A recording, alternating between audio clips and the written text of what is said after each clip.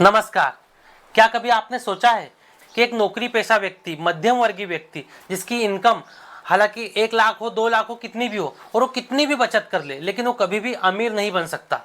और क्यों? एक अमीर व्यक्ति और अधिक अमीर होते जाता है और एक गरीब व्यक्ति और अधिक गरीब होते जाता है। ऐसा क्यों होता है? और क्यों कोई व्यक्ति जो बचत पे भरोसा करता है, सेविंग्स पे भरोसा करता है, वो हमेशा मार्केट के सामने हारता ही है? ऐसा क्यों होता है? आज एक बड़े सरल उदाहरण के साथ मैं आपको समझाऊंगा, इसलिए आप मेरे साथ बने रहें। देखिए, हमारे उदाहरण में एक रामलाल नाम का व्यक्ति मान लीजिए, जिसकी सैलरी मंथली 65,000 रुपये है। आज लगभग 5 साल की नौकरी के बाद 2026 में उसने अपने खून पसीने से जमा करके 10 लाख रुपए रखे हैं। उसके पास सेविंग्स में है। अब उसके पास में देखो, जो 10 लाख रुपए हैं उसका परचेसिंग पावर कहा जाएगा, मतलब खरीद सकती। आज वो 10 लाख रुपए से क्या खरीद सकता है? मान लीजिए कि आज वो 10 लाख रुपए से एक स्विफ्ट कार खरीद सकता है जिसकी कीमत 10 लाख रुपए है। तो वो उसके पास दो ऑप्शन है।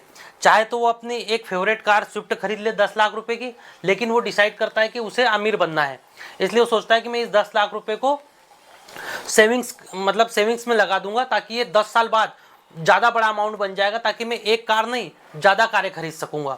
और मान लेते कि एक व्यक्ति के पास में, सामान्य व्यक्ति के पास में सेविंग्स के लिए सबसे बेस्ट ऑप्शन होता है एफडी का, फिक्स डिपॉजिट का। मान लीजिए कि बैंक आपको फिक्स डिपॉजिट पे 7% पे कर रही है। तो यदि फिक्स डिपॉजिट के लिए अगर हम कैलकुलेट करते हैं कि हमारा 10 साल बाद अमाउंट कितना बनेगा, तो उसका क्या फार्मूला है कि जो डिपॉजिट है मल्टीप्लाइड बाय 1 प्लस जो रेट ऑफ इंटरेस्ट आपको मिल रहा है बैंक की तरफ से, मतलब 7% अपॉन 100, और कितने ईयर्स के लिए आप डिपॉजिट कर रहे हो ये उसके पावर में होता है। इस प्रकार का हम 10 लाख के लिए कैलकुलेट करेंगे तो 10 lakh multiplied by 1 plus 7 upon 100 और 10 ईयर्स के लिए। इसका हम जो गणित करते हैं, आप भी आपके पास गणित कर सकते हैं, तो लगभग आता है 10 लाख का 10 साल में एफडी के रूप में आपको मिलेगा 19,60,000 रुपये। ये तो आपको मतलब 10 लाख रुपए आपका मूल और 9,60,000 रुपये आपका ब्याज मिलेगा 10 साल बाद। लेकिन इसमें एक ट्विस्ट है जो हम अक्सर नहीं देख पाते हैं, ये कि जब आपकी एफडी मैच्योर होगी उस समय आपको उसके ब्याज पर कुछ टैक्स देना होगा।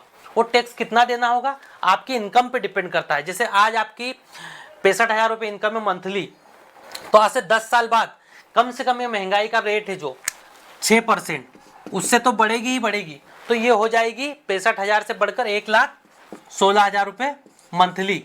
इस प्रकार 1,16,000 रुपये मंथली के हिसाब से जो टैक्स ब्रैकेट है जो गवर्नमेंट ने अप्लाई किया एक सामान्य इनकम वाले व्यक्ति पर, वो हो जाएगा लगभग 15%। और अगर एजुकेशनल सेस मिला ले तो 15.6%।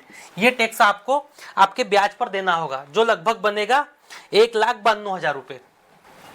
जो आपको 9,60,000 रुपये एफडी का 10 साल बाद जो ब्याज मिलेगा, उस पर भी गवर्नमेंट आपसे टैक्स लेगी, वो 1,92,000 रुपये के समथिंग। तो आपका जो नेट, अब आपको एफडी से जो नेट पैसा मिलेगा वो क्या मिलेगा? 10 लाख रुपए आपके मूल और 7,68,000 रुपये आपको ब्याज के तौर पे मिलेगा 10 साल बाद। अब देखिए, आपने कहा कि आपको फिक्स डिपॉजिट करने पे 7,68,000 रुपये तो मिले, ये तो अच्छी बात है। लेकिन एक चीज देखिए, आपके उस समय में जो खरीद सकती थी वो क्या थी? आप एक स्विफ्ट कार खरीद सकते थे 10 लाख रुपए की कीमत की। वही स्विफ्ट कार अगर आज खरीदने जाएंगे तो ये जो स्विफ्ट कार 2026 में 10 लाख की थी, ये भी कम से कम महंगाई के हिसाब से इसकी कीमत भी बढ़ेगी। तो 10 लाख की ये महंगाई क्या परसेंट से बढ़ेगी? 6% से। तो 6% से अगर ये बढ़ेगी चक्रवृद्धि के रूप में, तो इसकी कीमत हो जाएगी 17,90,000 रुपये। आप ये कैलकुलेट करके देख सकते हैं। तो देखिए, जो व्यक्ति 10 साल पहले 2026 में 10 लाख रुपए से अपनी फेवरेट कार खरीद सकता था, लेकिन उन 10 लाख रुपए को उसने अपनी इच्छा को मारकर जो फिक्स डिपॉजिट किया है, उसके बाद 10 साल बाद लगभग 2036 में वो अपने फेवरेट कार तक भी नहीं खरीद सका। उसमें भी लगभग उसको 12,000 रुपये कम है। सोचिए कि 10 साल फिक्स डिपॉजिट करने के बाद भी एक आम व्यक्ति खुद की खरीद सकती, जो उसकी परचेसिंग पावर है उसको गिरा हुआ पाता है, तो कहां से अमीर बनेगा? मतलब वो जो 10 लाख रुपए थे, यदि वो 10 साल पहले ही उपयोग कर लिए जाते तो शायद उसको ज्यादा चीजें प्रोवाइड कर सकते थे। लेकिन चूंकि उसने 10 साल के लिए उसको सेविंग्स में कर दिया, फिक्स डिपॉजिट में कर दिया, तो महंगाई के सामने उसका पैसा कम हो गया, पैसे की पावर कम हो गई, और आज उसकी स्थिति है 10 साल बाद कि वो अपनी जो कार उस समय खरीद सकता था वो भी नहीं खरीद सकता। तो ये दिखाता है साहब कि कैसे कि एक बचत करने वाला व्यक्ति मार्केट के सामने हमेशा हारता है। मार्केट में कुछ ऐसे हिडन एस्पेक्ट्स होते हैं जिन्हें हम ध्यान नहीं देते, जैसे कि महंगाई, उसके बाद में टैक्स, उसके बाद में कुछ जो रिस्क होती है मार्केट की, बैंक, जैसे एफडी में भी रिस्क है, ऐसा नहीं कि रिस्क जीरो रिस्क है, मिनिमम रिस्क है मानते हैं, लेकिन ये रिस्क है एफडी में कि अगर इस दौरान आपको कोई आपातकालीन पैसे की जरूरत पड़ गई और आपने एफडी तोड़ने की कोशिश की तो ये जो 7% है आपको बिल्कुल भी नहीं मिलेगा। फिर उस स्थिति में तो आपका गणित कुछ अलग ही होगा, कितना घाटा होगा ये आप कर सकते हैं सिचुएशन के हिसाब से।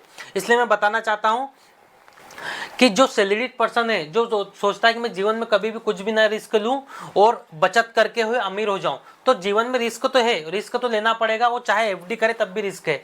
और रही बात बचत से, तो बचत से कोई भी आज तक नहीं अमीर हुआ है। यही कारण है कि नौकरी पेशा वाला व्यक्ति खुद जीवन भर नौकरी करता है और बदले में मरने के बाद अपने बच्चों को टैक्स, उसके बाद में बहुत सारे लोन और बहुत सारे अन्य कर्जे वसीयत में देके जाता है। और उसकी दूसरी तरफ एक जो अमीर माइंडसेट का व्यक्ति होता है, जो बिजनेसमैन टाइप का व्यक्ति, वो इन एफडीओ के चक्कर में नहीं पड़ता है और वो मार्केट में इन्वेस्ट करता है, थोड़ी सी रिस्क लेता है और आगे की मतलब अपनी वेल्थ क्रिएट करता है। इसी वीडियो में मैं सब कुछ नहीं बता सकता, लेकिन अगले वीडियो में हमारी माइंड, मनी और फ्रीडम की जो अगली क्लास होगी उसमें आपको मैं बताऊंगा कि एक नौकरी पेशा व्यक्ति कैसे मार्केट को समझकर, इन्वेस्टमेंट को समझकर, एसेट को समझकर, लायबिलिटी को समझकर अपने जीवन में भी वेल्थ क्रिएट कर सकता है। धन्यवाद।